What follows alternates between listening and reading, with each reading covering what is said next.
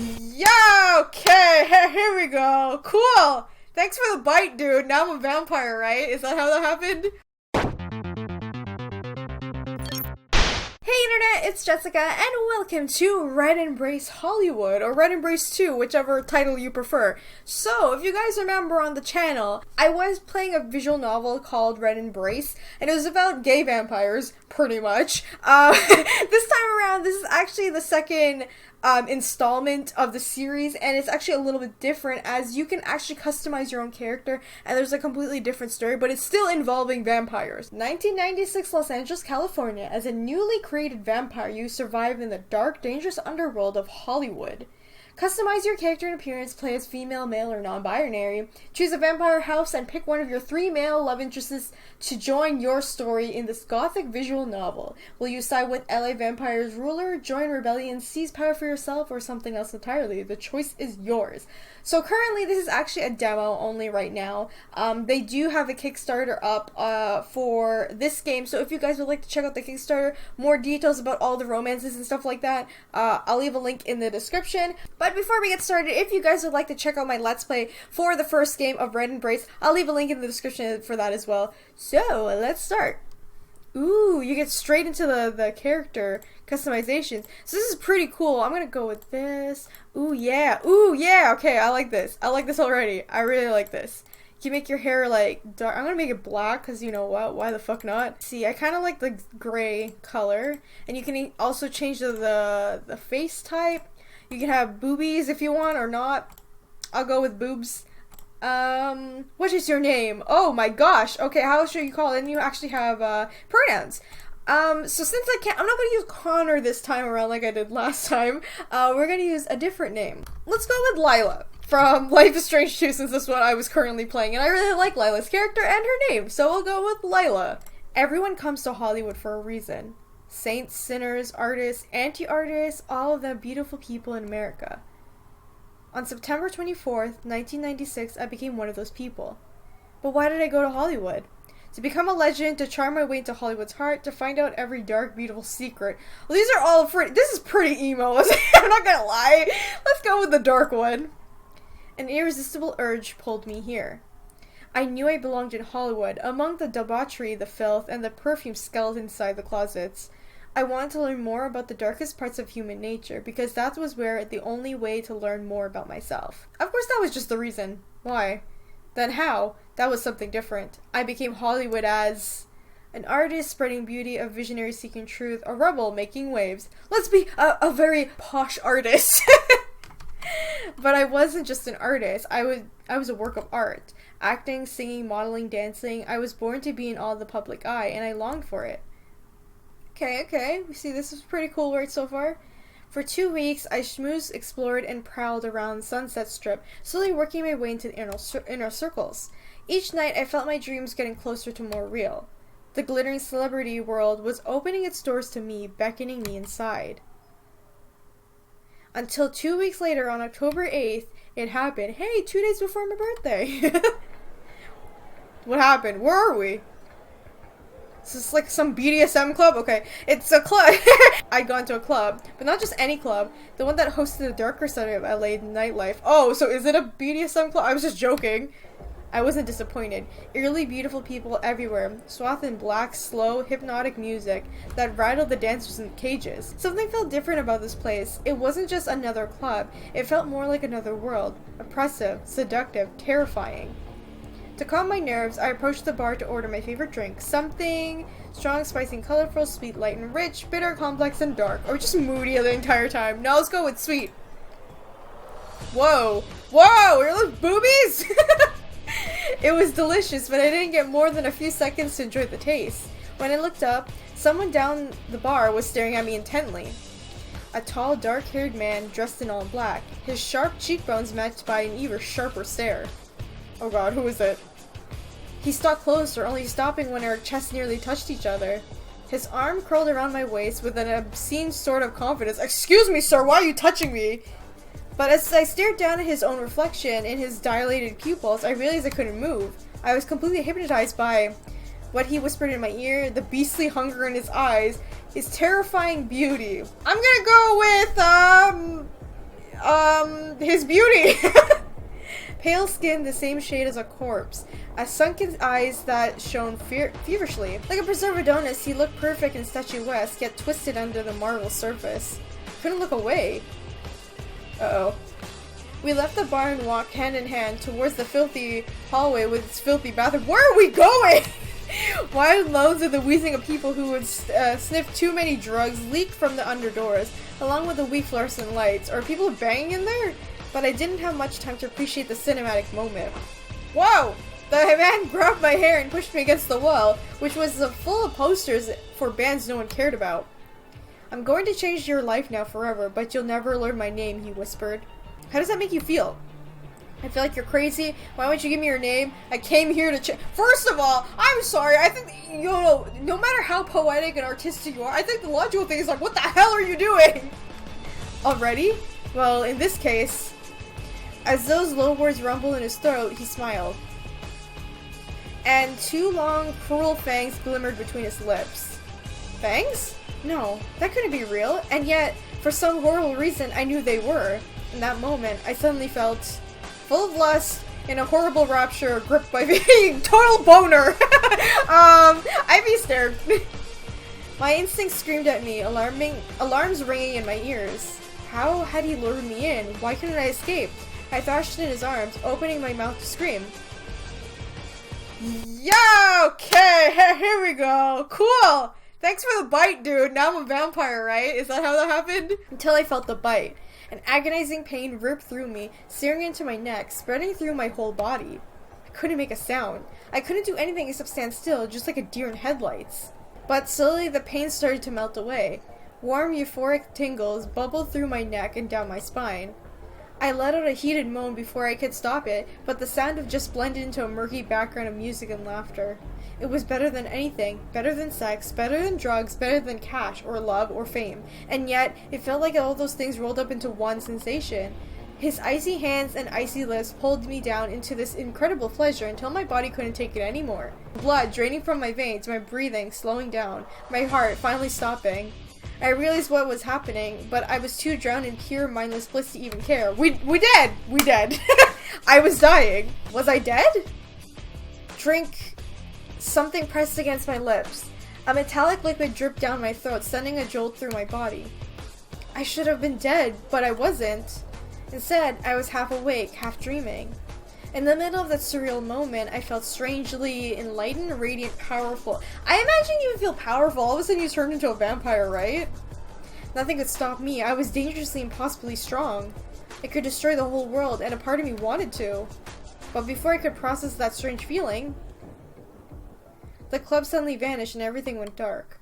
Oh, okay. Cool. I guess. Ooh, a newly created vampire! You can become anything in Hollywood. Hell yeah, that's Marcus! I'm pretty sure, yeah. Alright, so here's the first romance option, Marcus. And we got Heath.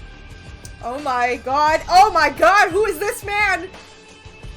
Randall. Alright, those are the three romance options we have, and this is the MC, which you can choose your own character, which is great. And what will you discover? What will you become? I know you can pick houses too, right? Like I said in the beginning, you get to pick which house you want to be in. God damn, are these the extra vampires? Can I just say right away I'm into Marcus? I don't know if it's the arrogant asshole type of guys that I'm into, but... Ooh, it's not done. Okay, here we go. The next thing I knew, I was on the sidewalk outside the club. Had I blacked out? The hell happened? I couldn't remember walking here or even drinking enough to pass out. Can I say, they have upgraded the artwork from the first game. So it looks pretty fucking amazing. Look at that. It looks so good so far. But I did remember that strange man. What he said to me. The bite. The bite? Did that mean... No. What a stupid thing to think. That must have been just a weird hallucination brought to him by the flashing lights and pounding music. Yeah, I'm sure that's what it was. It served me right for going in such a seedy club, honestly. Are we not, like, thirsting for blood right now? I stumbled through the streets, fighting the urge to stop and vomit. I could feel my skin growing cold. My mouth was dry and I didn't need to breathe. Yet I had a sense of almost like a floating too, effortlessly gliding forward. At the same time, a surge of painful, muddled emotions rushed through me, and if I could have cried, I think I would have. No, none of this was possible. There had to be some other explanation. Vampires didn't exist, but if they didn't exist, then what was I becoming? By the time I rounded the corner in the alleyway, I was ready to slump down and curl until I figured out what the hell was going on. But as soon as the alleyway came into view... Marcus! Okay, sorry. I saw someone standing there watching me. Not just watching, it was like he was waiting for me. He took a deep breath, tilting his head back. You smell fresh. I can almost hear water dripping back into the baptismal font. The man's deep voice was accented with an aristocratic southern... Oh, he has a southern... Oh, God, I'm not good at making southern accents. Can I say that? Southern drawl. Each word slow and empathetic. His manner of speech reminded me of a preacher, melodic and a little theatrical. But almost instantly, I sensed that something about him was different. Wrong somehow. Are you like me? Is this a dream? Who the hell are you? Hey, I'm gonna take a wild guess and say your fangs are vampires, right? Dead, you mean? Yes, sister, I am. In any other sense, though, I might be doubtful. A knowing smile stretched over his lips, and he adjusted his sunglasses smugly. Now, as for introductions, I'm the Grandmaster who plays blindfolded. That cut your hand and you don't remember getting. That scratched that face on the yearbook photo. They call me Marcus, and I'm happy to join you for the best and worst night of your existence. After tipping an imaginary hat to me, he flashed a wide grin, and I glimpsed his 2 white fangs shining in the light. I don't need to mention your own name, Lila, so don't worry. I know exactly who you are. And now, you're one of us. A night stalker, a bloodsucker, an overblown myth hiding a horrible monster. You're a vampire, sister. Welcome to the Valley of Death. So I've been turned into a vampire. There's no way this is real. Stop bullshitting me and tell me the truth. There's no way this is real, because I would think this is like bullshit too. He gave me an incredulous look, as if I told him that he turned pink and sprouted wings. Well, if that's the case, I would like to speak to the big man in the sky promptly, please. I've been stuck in this rotting corpse for far too many years, and I tell you, this is a one long-lasting joke. Although his expression was deadpan, his voice dripped with sarcasm. Did that mean he was actually serious about being a vampire? My brain didn't feel like it could process what Marcus was saying. Everything made sense, but at the same time, it all just seemed too intense to be real. Whoa, what's happening? As if he could sense my confusion, Marcus lets out a patient smile. A sigh. Oh, this is new. I kind of like that they switched the text box over here. I've never seen a visual novel kind of like switch the text box or the chat box. Considering you still look bemused, let me try to put out the facts of the situation in simpler terms. You just turned into a different kind of parasite, sister. An honest one. Money, sex, favors, you won't have to suck those out for human folk anymore. They simply fall into your lap. Just blood. Just blood is all you need now. Does it make you feel relieved? Marcus suddenly pauses, taking a deep breath and long sniff of the air. A few moments later, he leaned a little closer, this time stepping closer to my neck. What are you doing, sir? Is it Carrie? Is that one of the houses? I don't know. I see. I had a feeling. You're far too pretty, sister. Far too pretty for a dead thing. A lovely place doesn't hide the rot inside. But maybe there's another reason you were chosen for that house, too. He winked at me, grinning like he shared some priceless inside joke, except I didn't get the punchline. What do you mean, Isakari? You're freaking me out here. Okay, what is this house? Indeed, you'll learn plenty about them soon enough. Experience is the father of learning and all of that. For now, you should at least know this. You are bitten by a Sakari vampire, which means your blood has taken on those qualities, and you're a part of the house. You have my sincere apologies.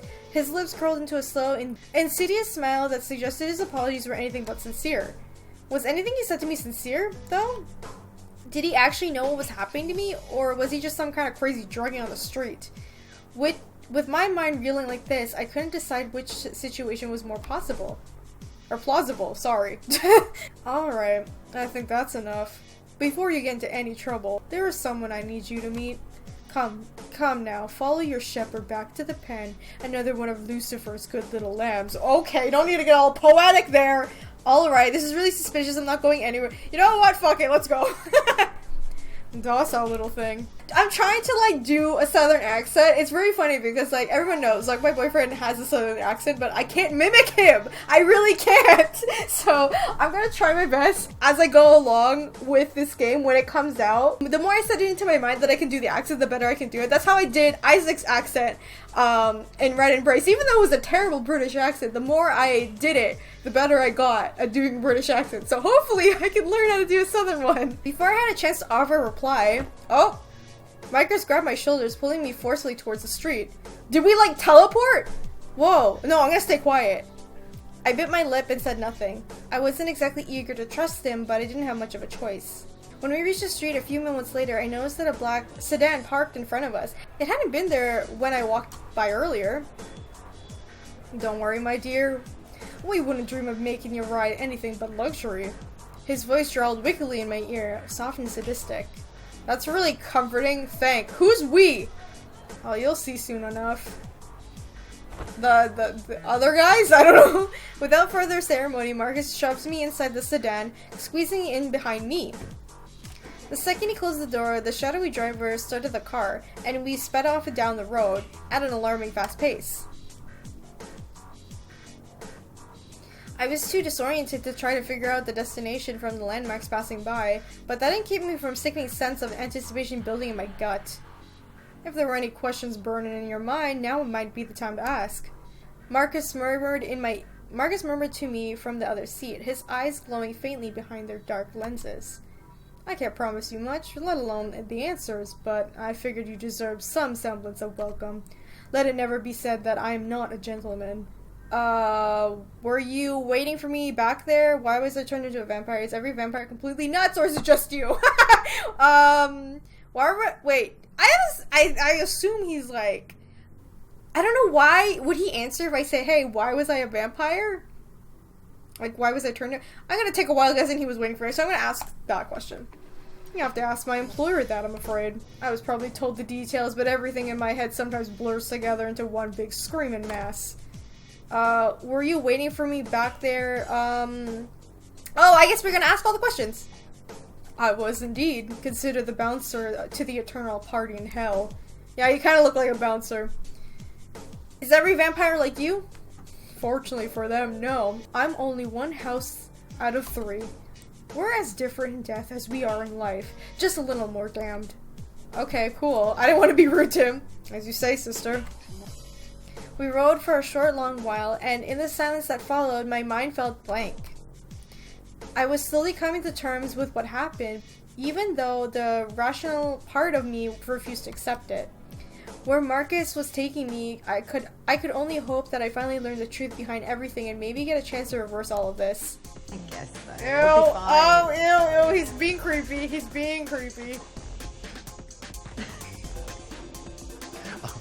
Roger. A lovely rosemary mushroom crostini, sliced and lightly toasted, baguettes topped with beautiful sauté onions with a dash of garlic and hints of butter. Mushrooms cooked